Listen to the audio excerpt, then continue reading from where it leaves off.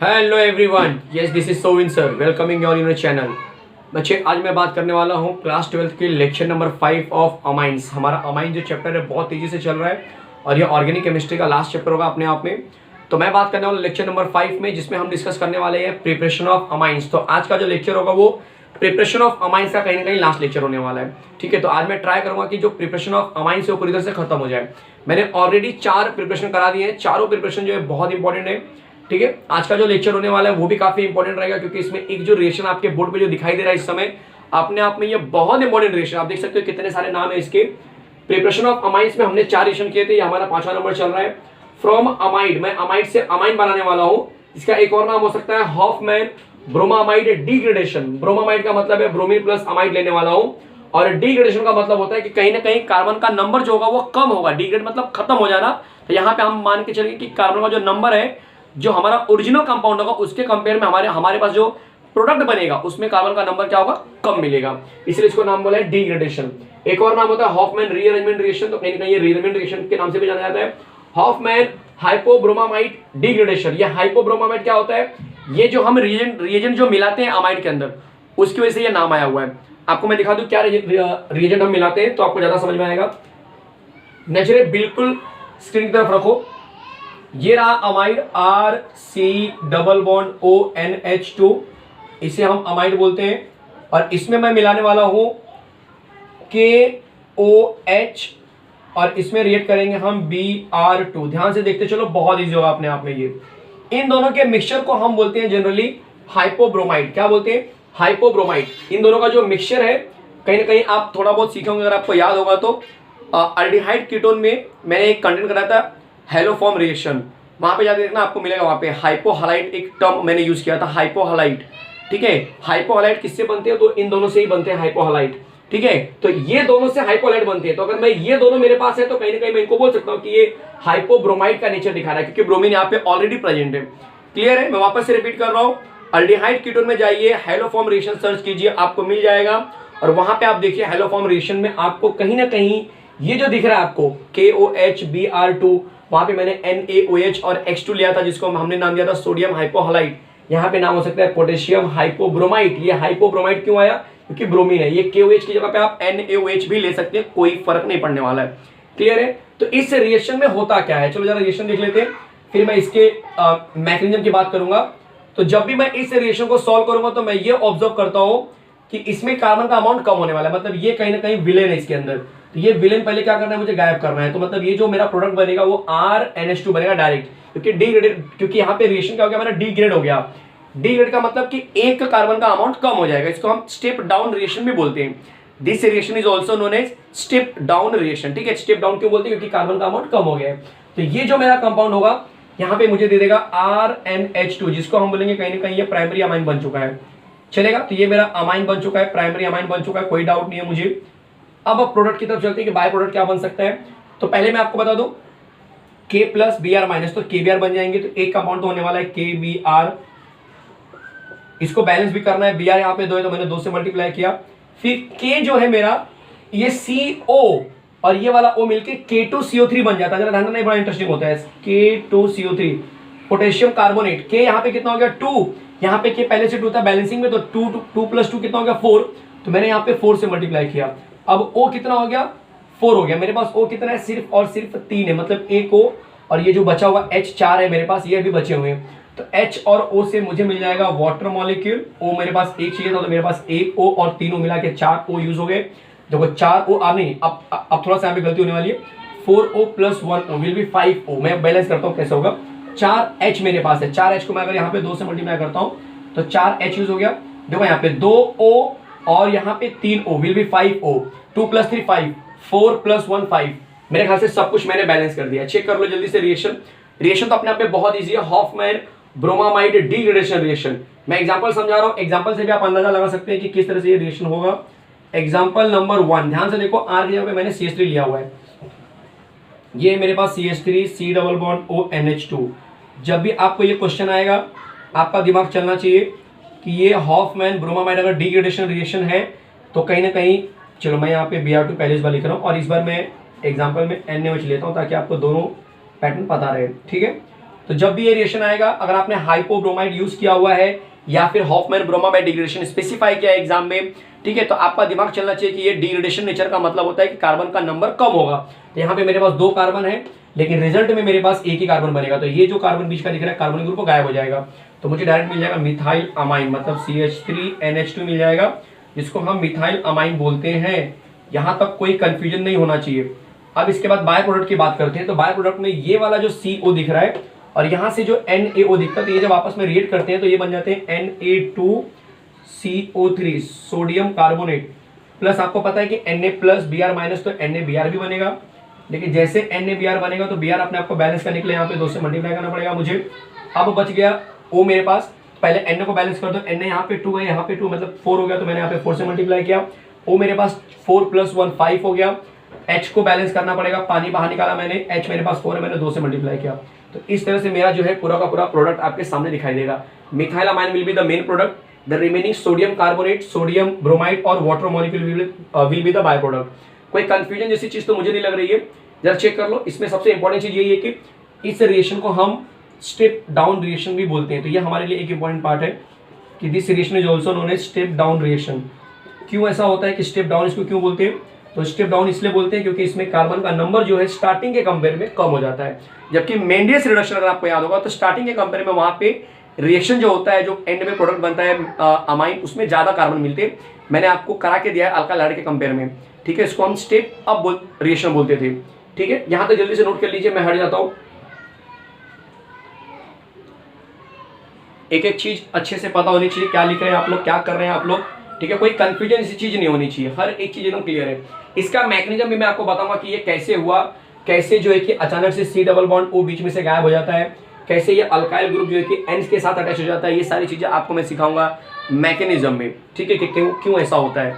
चलो इतना टाइम बहुत है आपके लिए, तो मैं अब इसे इरेज कर रहा हूँ और इसका मैकेनिज्म बताने जा रहा हूँ। रिएक्शन आपको आना चाहिए, तभी आप मैकेनिज्म के बारे में सोच सकते हैं, ठीक है। तो रिएक्शन में आप देख रहे हो क्या होने वाला है, पानी बाहर जा रहा है, ठीक है, फिर कार्बोनेट बन रहा है आपके लिए, अमाइन बन रहा है, अमाइन का अमाउंट कम हो जा रहा है, कार्बन का जो नेचर है कहीं ना कहीं वो कम नेचर वाला मुझे दिख रहा है, कम अमाउंट वाला दिख रहा है। तो कैसे हुआ ये सब, ये सारी चीजें आपको मैकेनिज्म में जो है कि पूरी क्लियर के साथ मिल जाएगी, पूरी क्लियर पिक्चर मिल जाएगी उसकी। चलो दिखाता हूँ मैं आपको इसका मैकेनिज्म इसका टेक्स्ट बुक में नहीं दिया गया है, ठीक है, लेकिन जो बच्चे जेईई के लिए जा रहे हैं, नीट के लिए जा रहे हैं, तो उनको एक रफली आइडिया होना चाहिए कि भाई एग्जैक्टली हो क्या रहा है। चलो तो बात करते हैं मैकेनिज्म की तरफ। ये रहा मेरे पास मैकेनिज्म, देख लो जरा। तो मैं यहाँ पे मैकेनिज्म लिख रहा हूँ। पहले मैंने क्या लिया, पहले मैंने अमाइड लिया, यहाँ पे देख लो RC double bond ONH2। Amide में सबसे पहले मैं मिलाता हूँ यहाँ पे NaOH। आपको बता दूं कि जो NaOH होता है इसमें मैं यूज करता हूँ OH माइनस आयन, जो कि अपने आप में होता है न्यूक्लियोफाइल कहीं ना कहीं, ठीक है। तो ये न्यूक्लियोफाइल जो OH माइनस है वो इसके H के पास जाएगा, सबके नहीं, सिर्फ एक H के पास।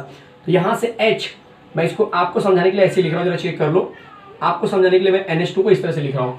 तो अब ये 2 इलेक्ट्रॉन यहाँ पे यूज हुआ है, लेकिन ये दोनों इलेक्ट्रॉन क्या किया, H ने इसको दे दिया, मतलब एक तो N का ही था और दूसरा H का था। तो ये H ने भी अपना इलेक्ट्रॉन इस N को दिया और इस H के साथ प्लस के साथ में बन के बाहर निकल गया, मतलब -H2O बाहर, पानी बाहर गया। फिलहाल याद रखना, जैसे ये H यहाँ से रिलीज होगा, ये क्या बन जाएगा, माइनस चार्ज बन जाएगा। मतलब यहाँ पे आपको आंसर मिल जाएगा RC double bond ONH minus charge. कोई कंफ्यूजन है तो बोलना मुझे, कहीं पर भी कोई डाउट है किसी को। तो यहाँ से OH यूज हुआ, H पानी बाहर और ये माइनस चार्ज बन गया। अब इसमें हम यूज करते हैं Br2। तो आपको बता दो कि जो Br होता है वो KOH के प्रेजेंस में जनरली ये ऐसा बिहेव करता है कि एक माइनस हो जाता है और एक प्लस हो जाता है, ये ऐसा नेचर दिखाता है, क्लियर है। अब इसका जो Na बचा हुआ था, अगर आपको याद होगा Na प्लस होता है, तो Na प्लस इसके माइनस के पास जाएगा और NaBr भी कहीं ना कहीं बाहर निकालेगा। तो मैं यहाँ पे NaBr भी बाहर हो चुका है, ऐसा समझ के चलो, ठीक है। तो ये Na कहाँ पे गया आपको पता चल गया। अब ये Br क्या है, प्लस है। अब ये प्लस है तो किसके पास जाएगा, ऑब्वियस है कि ये माइनस के पास चला जाएगा। तो आपको जो नया कंपाउंड मिलेगा वो कुछ इस तरह से मिल जाएगा कि भाई R है मेरे पास, C डबल बॉन्ड है, यहाँ पे N, नीचे Br मैंने ले लिया और यहाँ पे H ले लिया। सबको समझ में आ गया अच्छे से क्या चल रहा है।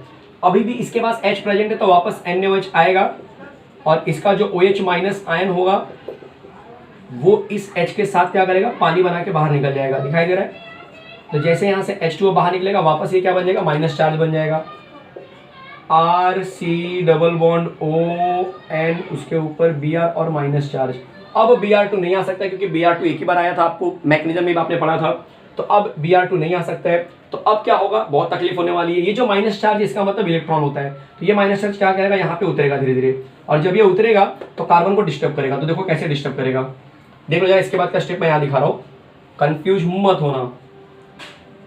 RC डबल बॉन्ड O, यहाँ पे डबल बॉन्ड हो गया NBr, तभी तो N स्टेबल होगा, 1 2 3 N स्टेबल होगा, लेकिन कार्बन डिस्टर्ब हो गया। तो कार्बन क्या करेगा, कार्बन अपना इस R के साथ बॉन्ड तोड़ देगा। C और O के बीच में इलेक्ट्रोनेगेटिव डिफरेंस की वजह से कार्बन का इलेक्ट्रॉन लगातार O खींच रहा है, जिसकी वजह से कार्बन पार्शियल पॉजिटिव नेचर दिखाएगा, और इस पार्शियल पॉजिटिव की वजह से R क्या बनेगा तुम्हारा, नेगेटिव चार्ज में बाहर निकल जाएगा। मतलब R जो है तुम्हारा माइनस के फॉर्म में बाहर चला गया, और बचने वाला जो प्रोडक्ट होगा तुम्हारे पास कुछ ऐसा बन जाएगा। C के पास डबल बॉन्ड O, देखो C के पास डबल बॉन्ड O, N के पास भी वो double bond O, sorry N के पास मतलब डबल बॉन्ड कार्बन और N के बीच में डबल बॉन्ड। ये इस तरह से मेरा प्रोडक्ट बच जाएगा। सबको दिखाई दे रहा है एकदम अच्छे से, कोई कंफ्यूजन है, मतलब एक चीज समझ में आया कि R मेरा माइनस के फॉर्म में बाहर निकल चुका है। अब ये जो वाटर मॉलिक्यूल बाहर निकले वो एक्चुअल में यूज होने वाले हैं। तो अब इसके अंदर वाटर मॉलिक्यूल यूज होने वाला है। तो मैं यहीं पे दिखाता हूँ कि जो पानी होगा, ये तो आपको पता है कि प्लस दिखा रहा है नीचे, तो पानी जो होगा बच्चे, पानी का जो O पार्ट होने वाला है इसके साथ रिएक्ट हो जाएगा। तो ये पानी का जो O पार्ट है, वो O वाला पार्ट इस C के साथ क्या करेगा, लिंकिंग करने वाला है। जब ये लिंक होगा तो ऐसा बन जाएगा, जरा ध्यान देना यहाँ पे, C double bond O double bond NBr।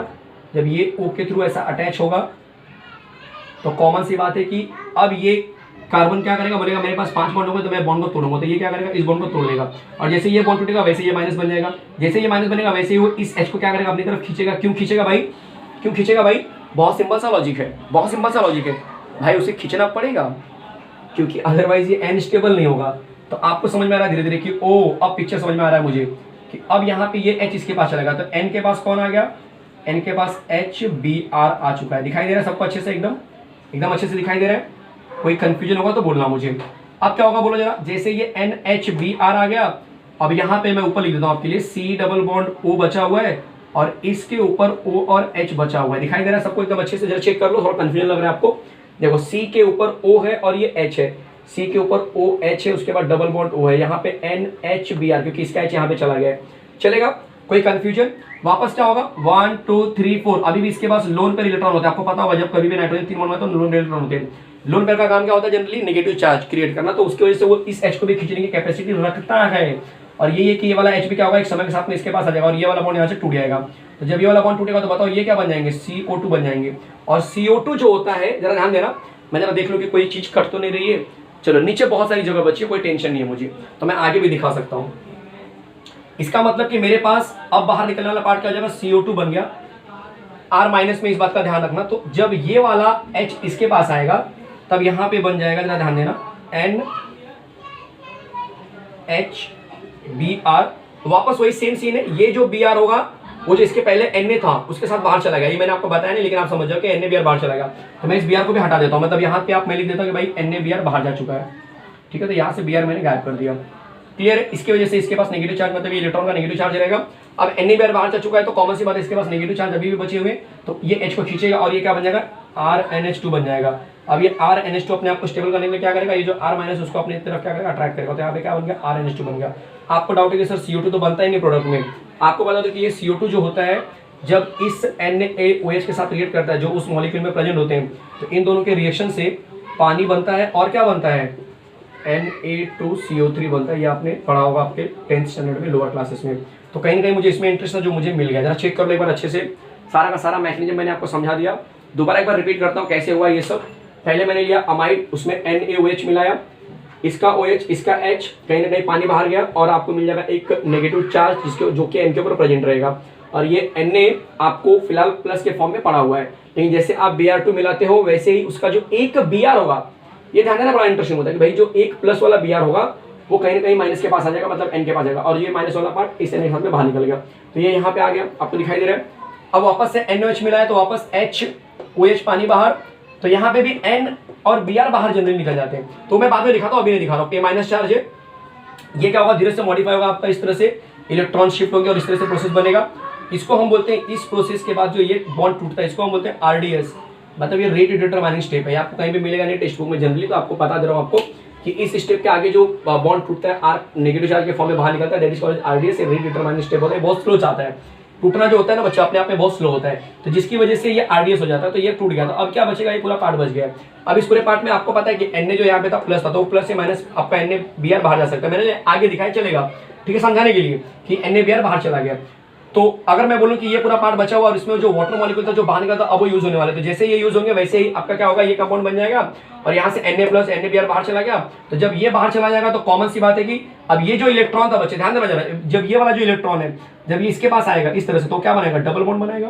देखो जरा, देख लो जरा, इसका जो अटैचमेंट है दिख रहा है आपको यहाँ पे पूरा परफेक्ट 1 2 3। लेकिन जैसे ये Br यहाँ से टूटेगा, समझो एग्जाम्पल के लिए मैंने यहाँ से Br तोड़ दिया, जैसे ये Br यहाँ से टूटेगा, बोलो क्या होगा आपके लिए, माइनस चार्ज आ गया। तो यहाँ से जब Br टूटेगा, समझो मैं मान के चलो मैंने यहाँ से Br तोड़ दिया, तो माइनस चार्ज आ गया इसके पास, ठीक है। एक मिनट सॉरी, यहाँ से Br मत तोड़ो क्योंकि आप कंफ्यूज होंगे, यहाँ पे Br तोड़ना है। अभी तो डबल बॉन्ड इसके साथ है ना, ये देखो यहाँ पे डबल बॉन्ड है ना, ये डबल बॉन्ड, इस डबल बॉन्ड ने तोड़ा यहाँ पे, तो अब N के पास माइनस चार्ज आ चुका है, राइट है। अब यहाँ पे इसका जो Na था और इसका जो Br था, NaBr अब बाहर चला गया।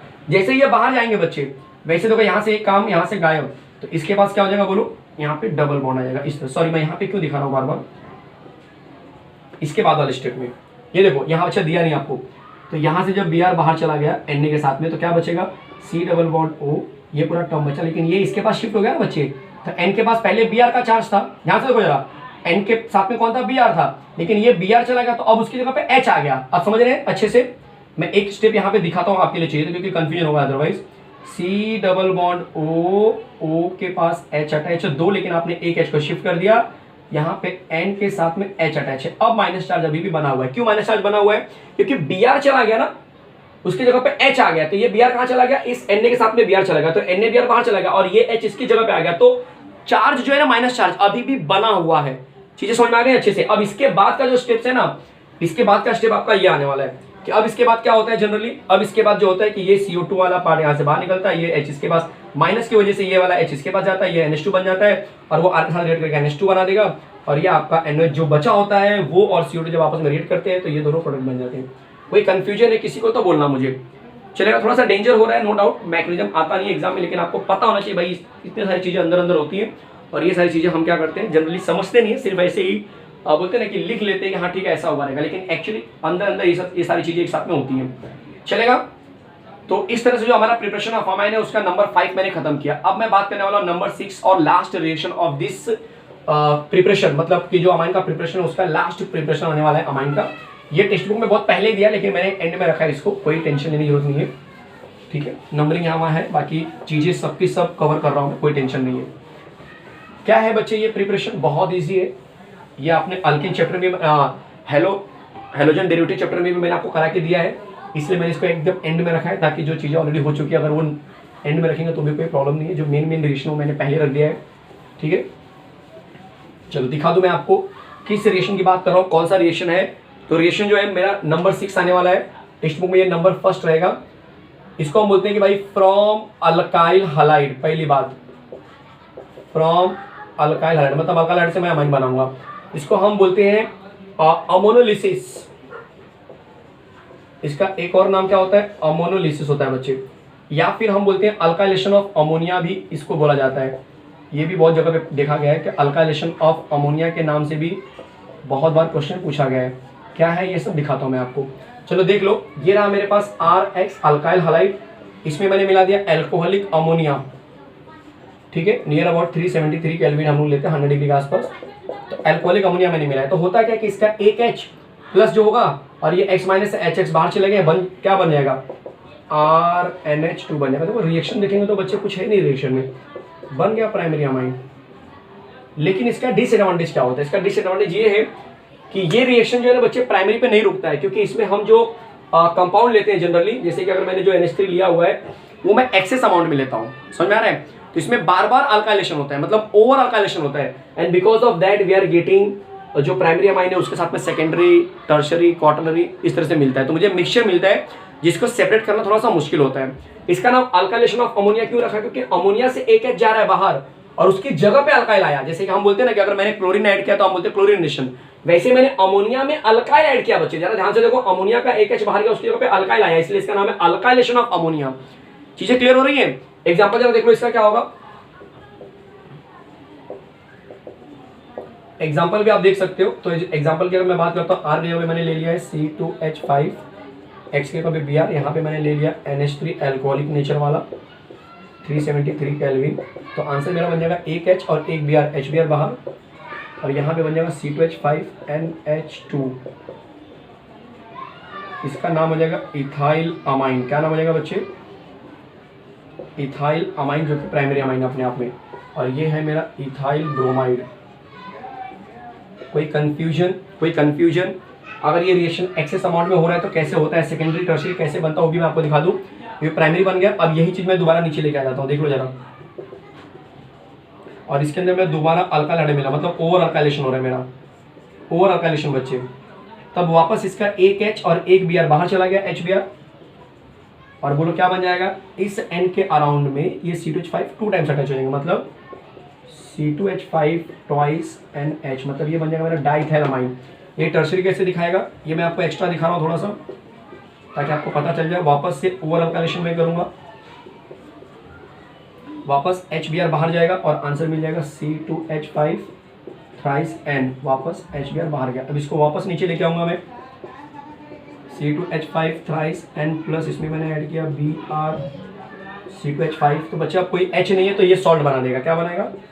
C2H5 कितने टाइम्स? 4 टाइम्स N, N के ऊपर 4 टाइम अटैच होता है, N प्लस बन जाएगा और Br अटैच होता है इस तरह से। इसका नाम होगा टेट्रा इथाइल अमोनियम ब्रोमाइड। ध्यान से सुनो, टेट्रा इथाइल अमोनियम ब्रोमाइड। ये मैं क्यों बता रहा हूँ आपको, कल को किसी ने पूछा कि भाई मुझे वो भी रिएक्शन दिखाओ कि क्वार्टरनरी कैसे बनता है, तो आप जहाँ पे मैंने C2H5 लिखा वहाँ पे जो भी अल्काइल पूछेंगे वैसा आप कर सकते हैं, आर भी कर सकते हैं अगर आपको जनरल फॉर्म दिखाना है तो यहाँ से मैंने शुरू किया रिएक्शन, समझ में आ रहा है। लेकिन अगर 90% चांसेस है कि आपको सिर्फ ये पूछेंगे how will you prepare ethyl amine from ammonolysis, from alkylation of ammonia या फिर फ्रॉम अल्काइल हाइड्राइड, तो ये सिंपल एक रिएक्शन, एक स्टेप में आपको रिएक्शन दिखाना होगा। चीजें क्लियर हो रही है एकदम अच्छे से, एक एक चीज समझ में आ रहा है, चलेगा। अब मैं थोड़ा सा डिस्कस कर लेता हूँ रिएक्टिविटी के बारे में कि सर अगर मुझे अल्काइल हाइड्राइड ऐड करना है तो मैं कौन सा अल्काइल हाइड्राइड ज्यादा प्रीफर करूँ कि मेरा रिएक्शन आसानी से हो जाए। तो अल्काइल हाइड्राइड का बहुत सिंपल सा फंडा होता है, पहले इतना कॉपी कर लो जल्दी से, मैं हट जाता हूँ। टेम्परेचर 373 फॉर ऑल, तो मैं बार बार नहीं लिख रहा हूँ, एक जगह मैंने लिख दिया, स्पेसिफाई कर दिया, आप हर जगह यूज करने वाले। क्लियर है? चलो, कौन सा अल्काइल हाइड्राइड ज्यादा मतलब यूज करने लायक है, किसको हम ज्यादा प्रीफर करेंगे, तो बहुत सिंपल सा फंडा है। मैंने हैलोजन डेरिवेटिव में भी मैंने बताया, यहाँ पर भी बता रहा हूँ। अल्काइल आयोडाइड को आप प्रीफर करेंगे पहले क्योंकि वो हाई रिएक्टिव होते हैं। क्यों ऐसा? तो उसका रीजन मैं थोड़ा सा डिस्कस कर रहा हूं यहाँ पे, देखते चलो, बहुत मजेदार होने वाला है। देख लो जरा, RI का जो रिएक्टिविटी है कंपेयर टू RBr और RCl बहुत ज्यादा होता है, ये रिएक्टिविटी याद रख लो आप, चलेगा। टुवर्ड्स एल्कोहलिक NH3, ये भी याद रख लो कि भाई किसके साथ में रिएक्शन, NH3 के साथ में रिएक्शन करना है तो आपको RI आप ले सकते हो सबसे पहले, क्योंकि RI में I का जो बच्चे साइज होता है वो बड़ा होता है, इसलिए RI का बॉन्ड लेंथ बड़ा होता है, और बॉन्ड लेंथ बड़ा होने का मतलब है कि इनका बॉन्ड वीक होता है, जिसकी वजह से I का टूटना आसान होता है। ज्यादा डिटेल में जानना है तो हैलोजन डेरिवेटिव चैप्टर निकालो, वहां पे नेचर ऑफ CX जाके निकालो, वहां पे पढ़ो, आपको दिखाई देगा। टाइटल में कहीं पे देखना आपको, जब आप मेरा प्लेलिस्ट में हैलोजन डेरिवेटिव में जाएंगे ना तो वहाँ पे बहुत सारे लेक्चर रहेंगे, 10-12 लेक्चर, तो उसमें ढूंढना कि भाई नेचर ऑफ CX कहाँ पे लिखा हुआ है। बस नेचर ऑफ CX ओपन करेंगे, आपको पूरा डिटेल में मिल जाएगा अल्काइल हाइड्राइड के बारे में, ठीक है। मैंने यहाँ पे शॉर्टकट में बता दिया कि ये ज्यादा रिएक्टिव क्यों होता है। अब क्वेश्चन आता है कि क्या मुझे अल्काइल हमेशा प्राइमरी लेना है, तो आंसर होगा यस। अगर आपने अल्काइल को टर्शियरी ले लिया तो ये रिएक्शन नहीं होता है। ये रिएक्शन जो है इस समय आपको जो दिखाई दिया वो सब्स्टिट्यूशन रिएक्शन था, मतलब एक H बाहर गया उसकी जगह पे एक R आ गया। लेकिन अगर आपने टर्शियरी लिया तो वो एलिमिनेशन को फॉलो करने लगेंगे और अमाइन न बन के अल्कीन बन जाएगा। ये रिएक्शन मैं लिखाता हूं नोट में, क्योंकि ये आपको एग्जाम में आ सकता है, तो ये नोट करके लिखा रहा हूं मैं। टर्शियरी में ले लेता हूं एग्जांपल में CH3 Br, मैंने ऐड कर दिया NH3 एल्कोहलिक वाला, ठीक है, और इसको मैं हीट कर रहा हूं। तो आपको क्या समझना है, पहले आपको ये समझना है कि भाई जो NH3 है, जब इसका एक H निकाल के यहाँ पे Br साथ में बाहर निकालूंगा तो ऐसा हमें लगता है कि जब Br बाहर चला गया तो ये प्लस बन गया तो स्टेबल हो गया। अब सोचो जब ये स्टेबल है तो इसको किसी की जरूरत क्यों है भाई, आप समझ रहे हैं। जब ये Br बाहर निकलेगा तो स्टेबल हो गया, किसकी जरूरत नहीं है। चलो NH जो मेरा NH3 है अपने आप इलेक्ट्रॉन के साथ होगा ये, तो न्यूक्लियोफिलिक का नेचर काम करेगा, और न्यूक्लियोफाइल जब इसके ऊपर अटैक करेंगे तो उनको जगह चाहिए ना बच्चे। यहाँ पे लग रहा है आपको कहीं पे जगह मिल रहा है, बहुत क्राउड दिख रहा है। प्राइमरी वाले में जगह ही जगह था, प्राइमरी वाले में क्या था बच्चे, अटैक करने के लिए जगह ही जगह था, लेकिन यहाँ पे जगह की कमी है। इसका मतलब कि due to steric hindrance, steric hindrance का मतलब बहुत क्राउड होने की वजह से ये NH3 को इंटरेस्ट नहीं है इसके साथ अटैच होने में। आ रहा है समझ में, चीजें क्लियर हो रही हैं। तो ये आपको ध्यान देना है। इसीलिए बच्चे ये एलिमिनेशन करते हैं, ये सब्स्टिट्यूशन रिएक्शन नहीं करते हैं। तो they do not show nucleophilic substitution reaction, they simply show elimination reaction to form corresponding alkene. आपको दिखाता हूं कैसे हो रहा है। तो बहुत सिंपल सा फंडा हो जाएगा भाई, इसका अल्फा बीटा पैटर्न फॉलो हो जाएगा। जब ये फंक्शन ग्रुप है, ये अल्फा हो गया और ये हो जाएगा बीटा, तो बीटा से एक H इसके पास निकलेगा, इसको क्या बनाएगा NH4 बनाएगा, जो कि प्लस बन जाएगा। और जब ये प्लस बनेगा तो ये Br इससे अटैच हो जाएगा, मतलब ये क्या बन जाएगा बोलो, NH4Br बाहर, जो कि अपने आप में हम अमोनियम सॉल्ट बोलते हैं, अमोनियम ब्रोमाइड। अब यहाँ से H चला गया, यहाँ से Br चला गया, तो जरा देखते क्या बचेगा, CH3 बचा, यहाँ पर भी CH3 बचा, यहाँ से एक H चला गया तो CH2 बचेगा। अब क्या करेंगे, आप डबल बॉन्ड लगा देंगे क्योंकि कार्बन की वैलेंसी पूरा करना है। इसको हम बोलते हैं आइसोब्यूटेलीन। यही तो आंसर बनने वाला है, इसी पे तो मैं बात कर रहा था कि यही कंपाउंड बनेगा। और इसका जो नाम है वो है टर्ट ब्यूटाइल ब्रोमाइड। कितना इजी होता है ना, मतलब केमिस्ट्री देखो ना आप, ऐसा लग रहा है मस्के जैसा सब जा रहा है एकदम, कोई कंफ्यूजन ही नहीं, मतलब हर एक चीज एकदम स्टेप टू स्टेप क्लियर हो रही है। अच्छा, अब समझ में आ रहा है कि क्या हो रहा है। ये कॉपी कर लो क्योंकि ये जो रिएक्शन आपके बोर्ड पे दिखाई दे रहा है ये लास्ट रिएक्शन है आज के लिए। तो आज का जो मेरा लेक्चर होने वाला है वो यहीं पे खत्म होने वाला है। और इसी के साथ मैं आपको बता दूं कि प्रिपरेशन ऑफ अमाइन बच्चे पूरी तरह से खत्म हो चुका है।